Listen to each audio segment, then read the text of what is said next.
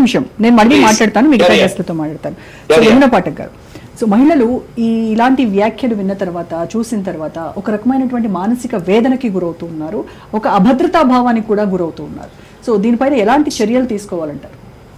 మొట్టమొదటిగా ఇక్కడండి మనకి ఎవరైతే అక్కడ పాస్టర్గా ఉన్న ఒక వ్యక్తి, సో బేసిక్గా లెటస్ కన్సిడర్ అతను ఒక రిలీజియస్ ఇన్ఫ్లుయెన్సర్, ఒక సెట్ ఆఫ్ ఫాలోవర్స్ వరకు ఉంటారు.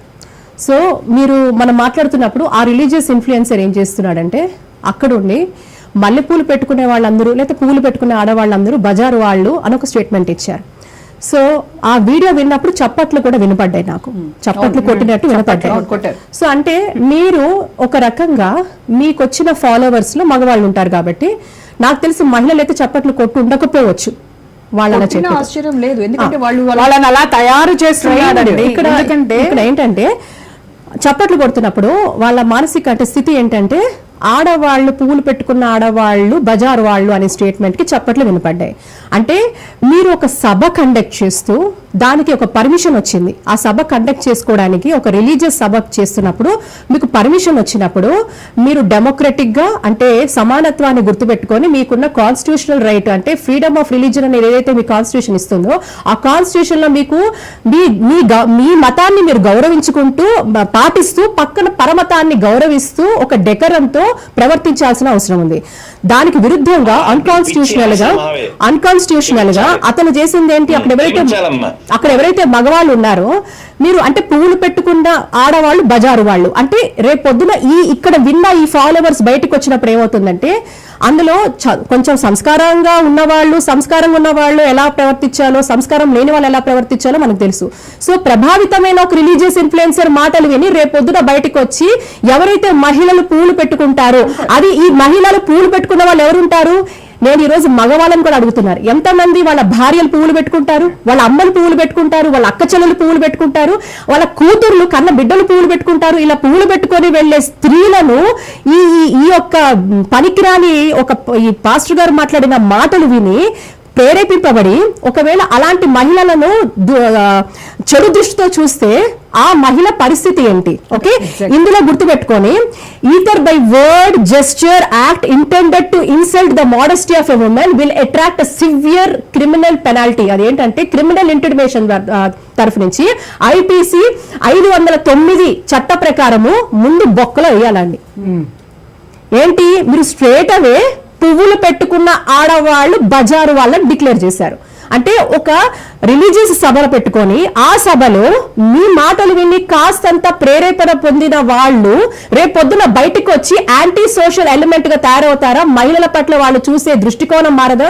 రేపొద్దున ఒక స్త్రీ పెట్టుకొని గుడికి వెళ్తామండి, అమ్మవారి ప్రసాదంగా అమ్మవారికి మనం ఎంత పుణ్యంగా భావిస్తాం. గుడికి వెళ్ళినప్పుడు అమ్మవారికి ఆ పువ్వులు ఇచ్చినప్పుడు అమ్మవారికి పెట్టి అక్కడ అర్చక స్వామి వారు మనకి ఇస్తారు. ఇది అమ్మవారి ప్రసాదం, అయ్యవారి ప్రసాదం, భక్తులకు ఇస్తాడు.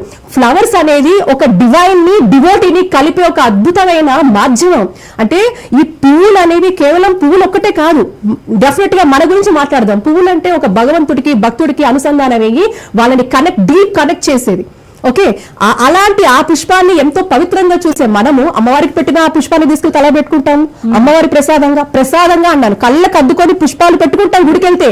అంతటి పవిత్రత ఉండి ఎవరు పెట్టుకుంటారు? ప్రధానంగా పవిత్రతతో హిందూ మహిళలు పెట్టుకుంటారు. ఒకటి.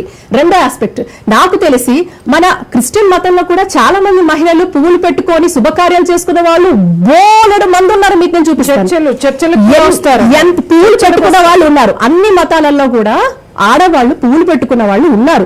ప్లస్ పువ్వులు ఆడవాళ్లే కాదు, భగవంతుడికి అర్పించిన చరిత్ర కూడా ఉంది. అదే బైబిల్లో చూడండి, బైబిల్లో కూడా పువ్వులను తప్పకుండా యూజ్ చేశారు. వాళ్ళు లిల్లీస్ యూజ్ చేస్తారు కదా, లిల్లీస్ భగవంతుడు లిల్లీస్ స్మెల్ ఉంటుంది కదా, ఫ్రేగ్రెన్స్. ఆ ఫ్రేగ్రెన్స్ ని భగవంతుడు దగ్గర పెట్టరా వీళ్ళు? అంటే పువ్వు అంటే అతనికి మిడిమిడి జ్ఞానం. అంటే నేను ఈ రోజు చెప్తున్నా, క్రిస్టియన్స్ గా ఎవరైతే ఉంటున్నారో ఈ మత ప్రవక్తలు అంటారో ఈ పాస్టర్లకు అసలు వీళ్ళకి ఏ పాటి నాలెడ్జ్ ఉంది? వాడు ఏం బోధిస్తున్నాడు? విషపూరితమైన పనికిరాని భావాజాలాన్ని అమాయకులైన ప్రజల మనసుల్లో నాటి వాళ్ళని మిస్గైడ్ చేసి వాళ్ళని ఎటు కాకుండా చేసి ఒక యాంటీ సోషల్ ఎలిమెంట్ గా తయారు చేస్తున్న ఈ మూర్ఖుడికి చట్టరీత్యా కూడా ముందు IPC 509 కింద వీళ్ళు లోపలేయాలి. ప్రభుత్వాలు ఈవెన్ కోర్టులు ఇది చూస్తున్న వాళ్ళందరూ ముందు సుమోటోగా కేసు తీసుకొని వీడి ముందు కేసు వేయాలి. ఎందుకంటే నువ్వు ప్రతి మహిళని కూడా బజారు పువ్వులు పెట్టుకున్న మహిళని బజారు మహిళ అంటున్నావు. అంటే యావత్ మహిళా లోకాలు ఈ దేశంలో 50% మహిళలు ఉన్నారండి.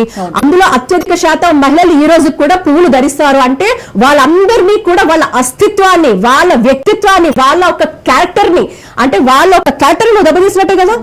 నువ్వు వాళ్ళని బజారు మనుషులు అంటే you are questioning the character of a woman who has given you the right. అసలు నువ్వు పాస్టర్ గా అనర్హుడివి, నువ్వు మత ప్రవక్తగా అనర్హుడివి. నేను ఈ రోజు ఏమంటున్నా అంటే పాస్టర్స్ అసోసియేషన్ ఏవైతే ఉంటారో ముందు వీళ్ళని బహిష్కరించాలి ఫస్ట్.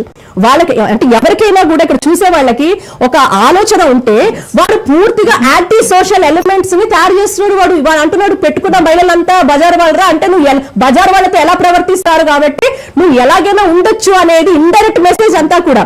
ఇట్ హ్యాస్ ఇండైరెక్ట్ గా మహిళతో మిస్బిహేవ్ చేసేయడానికి చాలా అవకాశాలు ఉన్నాయి. కాబట్టి ప్రభుత్వాలు ఇది ప్రభుత్వాలు దీన్ని ఈజీగా తీసుకోవద్దు. ఎందుకంటే ఇది చాలా ఒక సైలెంట్ గా ఒక పెను ప్రమాదం దాగి ఉంది ఇందులో. మహిళా లోకాన్ని కూడా అస్తవ్యస్తం చేయడానికి, ఒక సోషల్ అన్రెస్ట్ క్రియేట్ చేయడానికి, సమాజంలో అసమానతలు క్రియేట్ చేయడానికి, మహిళలు పూర్తిగా కూడా సనాతన ధర్మంలో మహిళ పాత్ర ఏమీ అంటున్నారుగా కింద ట్రోల్ చేసేవాళ్ళు. మరి మీ పాస్టర్ ఈ రోజు మహిళలకు ఏం గౌరవం ఇచ్చాడు? ఇదేనా మీకు చెప్తోంది? మీకు మత ప్రచారం ఇదే వీళ్ళు చేస్తోంది. మహిళలను అగౌరవపరచమని వీళ్ళు చేస్తోంది. కాబట్టి తప్పకుండా కూడా ఇలాంటి వాళ్ళకి చట్టపరమైన శిక్షలు తప్పకుండా పడాలి. ఎందుకంటే అనుచిత వ్యాఖ్యలు చేసే వాళ్ళు ఎవరికైనా కూడా శిక్ష తప్పదు. దీన్ని లీగల్ పరంగా చూడాలి.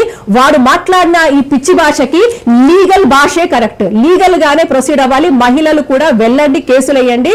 ఎందుకంటే మహిళలే కాదు, నేను చూస్తున్న ఎంతో మంది తండ్రులు, అన్నదమ్ములు, భర్త, కొడుకులు కూడా మన ఇళ్లలో ఆడపిల్లలు ఉన్నారు కాబట్టి వాడు మన ఆడవాళ్ళని గురించి మాట్లాడుతున్నారు కాబట్టి వాళ్ళందరూ కూడా వెళ్ళి ఈ రోజు ముక్త కంఠంతో ఇతన్ని నిర్మూలించాల్సిన అవసరం. రైట్.